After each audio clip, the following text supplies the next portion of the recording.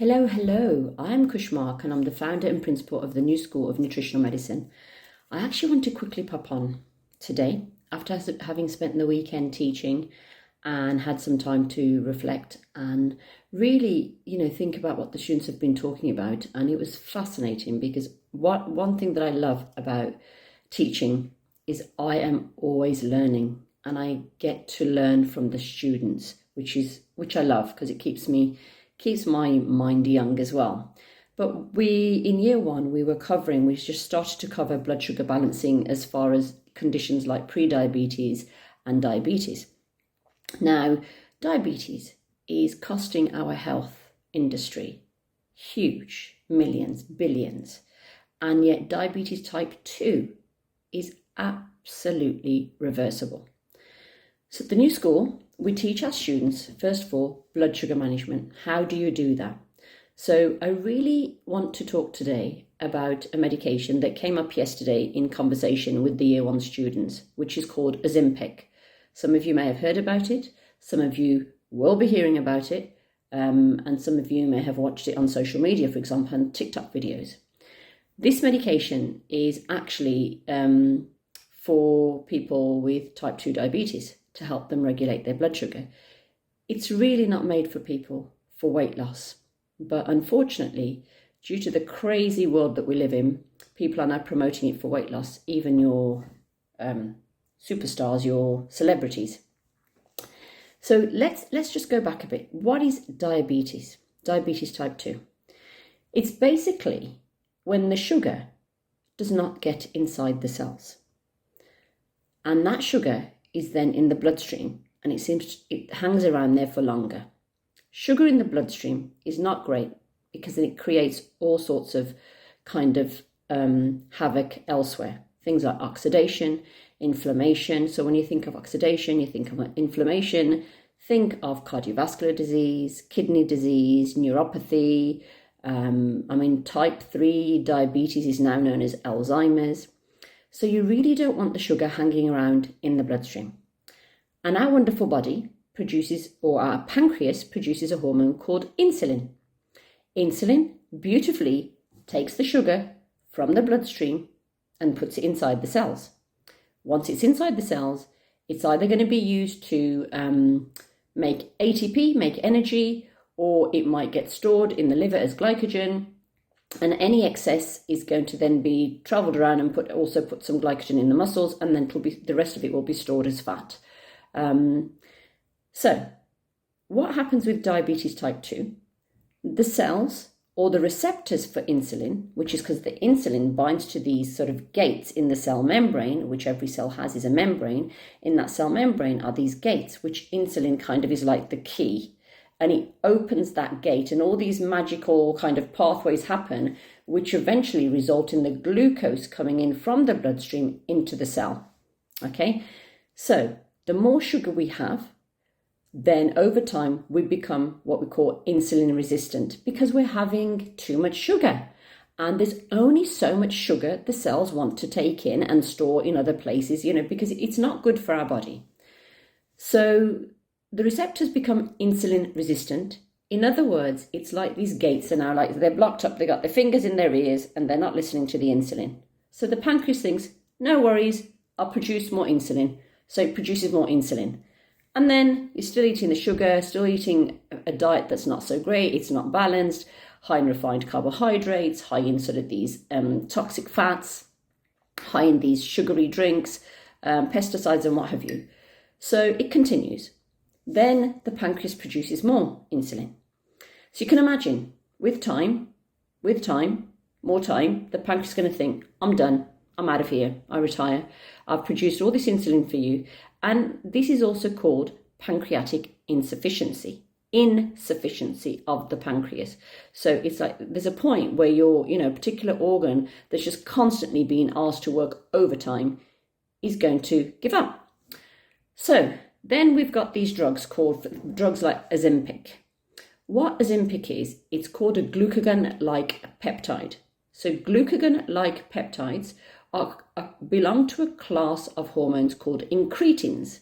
And basically what that does, without getting too complicated, is this glucagon-like peptide actually increases, it gets the pancreas to release insulin. Okay, so that way it's making the pancreas work harder to produce the insulin. The other thing that it does is it slows down the gastric emptying. So in other words, the absorption of sugar into the bloodstream from the gut is slowed down. So that will actually, that also reduces the amount of sugar that's in the blood at a particular point of time. It doesn't all happen in one go. The other thing that it also has an impact on is appetite. So it's kind of like an appetite suppressant. Now, I'm not against medications when they're needed. So giving somebody Ozempic because they've got type 2 diabetes and they're incredibly overweight, they're obese and they've tried everything else, it's got a window that you can, there's a window of opportunity to use a medication, help them, whilst you also address the underlying issues. So at the School of Nutritional Medicine, we look at the underlying issues. What is creating the insulin resistance? Is it toxicity? Is it toxic? Does that need to be a detox? Is it due to a high refined carbohydrate diet? Is it due to lifestyle, lack of exercise? So we look at all that.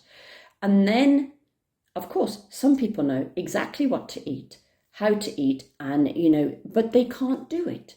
They need support. This is where the coaching comes in. So we support them as coaches because we've got this whole self-sabotage, people who are in fight or flight, and then they use food to kind of get over their nervous system anxiety, their nervous system dysregulation, and it's looking at the whole person. And then you might have somebody who has diabetes and then he's getting things like thrush because there's too much sugar in the system. We can use Rapid Relief Homeopathy, which is to acutely and quickly deal with the thrush rather than taking sort of antifungal, which suppresses everything back into the body. And we can prescribe a remedy. It might be nitric acid, for example, and then we work on the underlying issues. So I'm not saying that Ozempic is bad and I'm not against medications, but the way it's been promoted and now it's actually, unfortunately, not really helpful for people with body dysmorphia, women who have eating disorders in the first place. And what's really sad as a practitioner is you'll see clients who will need medications initially because they're so obese. And this is not about shaming people who are obese. This is not what we're about. This is about explaining and supporting our clients as to what is type 2 diabetes. What are the outcomes if the type 2 diabetes is not managed, if it's not cured, not reversed?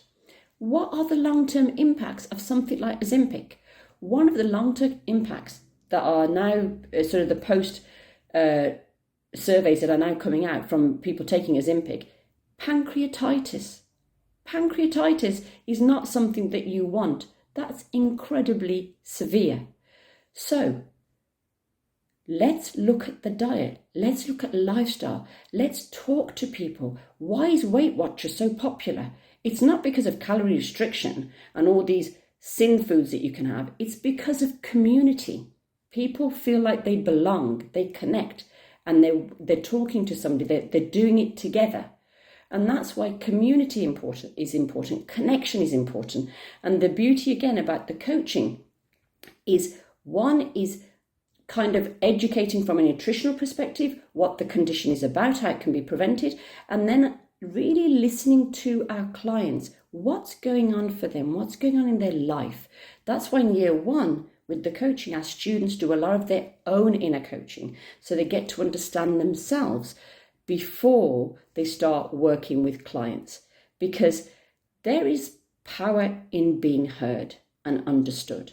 How many clients have I seen? They've gone to the doctor, they're overweight, they want to lose weight, and they've been told, right, we'll put you on metformin. Nobody's actually listened to the fact that they are having trouble at home. Their teenager is going crazy.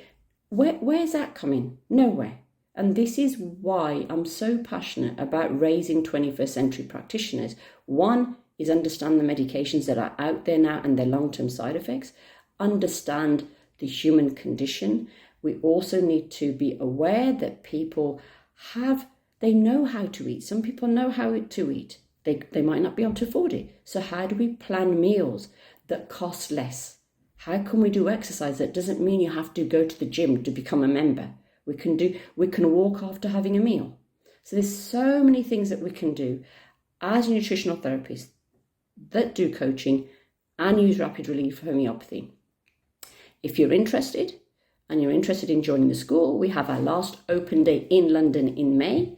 You're more than welcome to come and join us and sit in. I will actually be teaching in the morning bit on diabetes, and then there'll be the coaching in the second half. So I hope this helps, and do let us know down below and in comments whether you've heard about this drug Ozempic, and did you know how it works, and have you tried any diabetic medications, and what was the outcome? Because the important thing is we want to see metabolic change. I don't want to see somebody go on medication, they lose all the weight, diabetes clears, and as soon as they come off the medication, their metabolic markers are back to where they were. They're now, if anything, fattier than they were, because you usually end up losing muscle. And then when you go back onto a regular diet, you gain more fat. So, it's important. All this is really important in my world.